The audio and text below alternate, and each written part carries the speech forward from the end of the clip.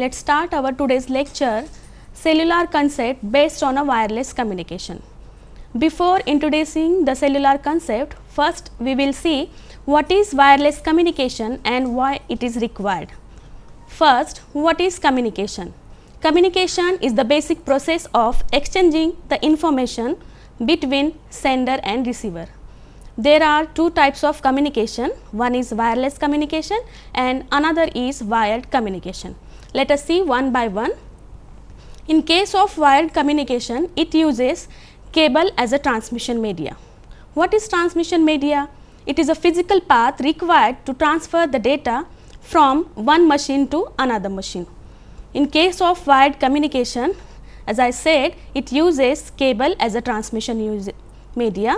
There are different types of cables such as coaxial cable, twisted pair cable, optical fiber cable. While in case of wireless communication, it uses radio, microwave or infrared as a transmission media. Let us see why to use wireless communication as compared to wired communication. Suppose in case of a wired communication, as we use cable as a transmission media, if our network is large, then large number of cables are required. If the network increases as cable increases, therefore the cabling cost will be increases. This increases the complexity of our system. If one of the cable within the network breaks, then the whole communication between the network get collapse. Therefore, to avoid the incompatibility associated with the wired network, here the wireless communication is the best option for this. Now, let us see our next slide, that is the cellular system. What is cell? Each transmitter, typically called a base station, covers a certain area that is called a cells. Cells are available in a different shapes or in a different size. The radii of a cell can vary from tens of meters in a building and up to tens of kilometers in a countryside. The cells, radii of the cells are different in a size. They are femtocells, picocells, microcells and megacells. Here the femtocells, the infrared transmission is the best example of the femtocells, while for the picocells, Bluetooth is the best example. Microcells, Wi-Fi or wireless LANs are the best example of the microcells, while in case of a megacell, satellite communication is the best example. It globally covers all the users.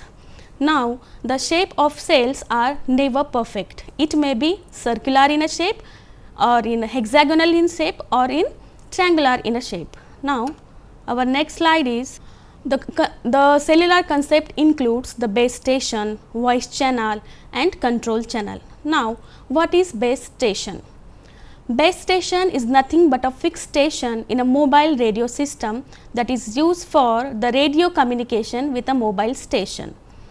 The different channels available in a cellular system, that is voice channel and control channel. Here the voice channel is used for the voice communication, while the control channels are used for the call setup, call request, call initiation and for the other control purposes. It is related to the call handling process only. Now, why cells are hexagonal? The hexagon is the closest approximation to a circle, and at the center of the hexagonal cell, omnidirectional antenna is used. This antenna covers the users in all the directions, and the use of hexagon also makes the theoretical calculations of cellular systems and its parameters makes easier, such as the calculation of the frequency planning, calculations of the radii of the cells, diameter of the cells, etc. The system parameters calculations are made easier by using hexagon type of cells. Now, let us see the another concept in the cellular system, that is frequency reuse or frequency planning. Then what is frequency planning? It is the design process of selecting and allocating a channel groups for all of the cellular base stations within a system. Okay. Now, what is frequency reuse concept? let us see, if one transmitter is far away from another, that is outside the interference range, then it can reuse the same frequency. Okay. Let us see in detail what is actually the frequency reuse concept. As I said, the cells are nothing but it is a geographical area. Okay. Now, instead of using a large cell, here we divide the large cell into the smaller ones. Here the group of such a small cells are called cell cluster.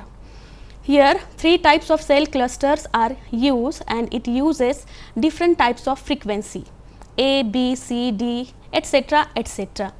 Now, what is frequency reuse concept? In this frequency reuse concept, it uses license free frequency band, that is ISM band.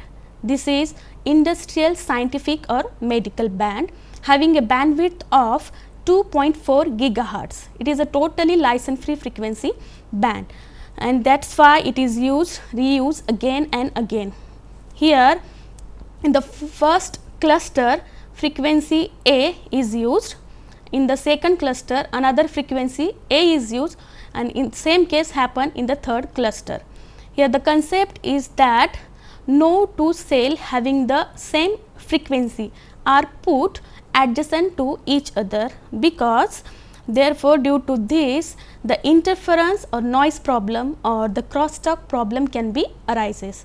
It means that in a frequency reuse, if one frequency is used in one cluster for the industrial purpose, this same frequency in the second cluster is used for the scientific purpose, and in the third cluster the same frequency can be used for the medical purposes. In this way we can utilize the license free frequency band more and more due to this frequency reuse concept. Now, let us see the another concept in the cellular system, that is a handoff mechanism or the handover concept. In mobile communication or in a cellular system, if the user moves from one base station to another base station, then there is a switching of frequency from one cell to another cell, and that process is called handoff process or handover process. There are 2 types of handover process, one is soft handoff and another is hard handoff. Now, let us see all the types one by one. First we will see the soft handoff. The another name for the soft handoff process is make before break. It means that before entering into the next cell, first accept the range of that next cell and release the range of first cell. The importance or the advantage of this process is that no call loss or call degradation cannot be happen. While in case of hard handoff, let us see what happens. Another name for the hard handoff is that break before make. In this case, what happen? Before accepting the range of the second channel, release the range of the first channel. Due to this, there is a possibility of call loss, call degradation. Okay. Now, let us see the advantages of the cellular system. What are the advantages? First is it has a higher capacity. Next, less transmission power is required and it supports only the local interference. And another biggest advantage of cellular system is that it is totally a robust technology or it supports robustness. It means that if one of the cell within the cluster breaks or something wrong happens within the cell, then it does not affects on another cell. The communication between them should be going on. That is why it is totally a robust technology. Now, what are the disadvantage of cellular system? For this, infrastructure is needed. Next, handover is needed. Then frequency planning is needed. If suppose instead of using the smaller cells, if we use only one large cell, then what happens? As we use the large cell, the distance between the sender and receiver gets increased. As the distance increases, the noise or interference problem between the sender and receiver also gets increases, and for as a distance increases, then the frequency planning is needed, then more infrastructures are needed. That is why it creates a lot of problem. Okay. Therefore, we divide the large cell into the smaller ones, and here the cells are splitted into the small cells, and actually it is called the cell cluster. Now, let us see the transmissions used in the wireless communication or in the cellular concept. Okay. Here we see the IR transmission. IR transmission is nothing but a infrared transmission. Here the infrared technology uses the diffused light reflected at walls, furnitures or any type of the obstacle. For this infrared transmission, line of sight is required, that is the sender and receivers are visible to each other. Okay. Now, what are the advantages of the infrared transmission technology? It is simple and extremely cheap. Laptops, mobile phones have an infrared data association interface facility. Before introducing the Bluetooth facility in our mobile, there is a infrared facility in our mobile for file sharing or any type of sharing of the data. And for this in our mobile there is a facility of IRDA, that is infrared data association, and the condition is that the two mobiles are placed close to each other for sharing of the data.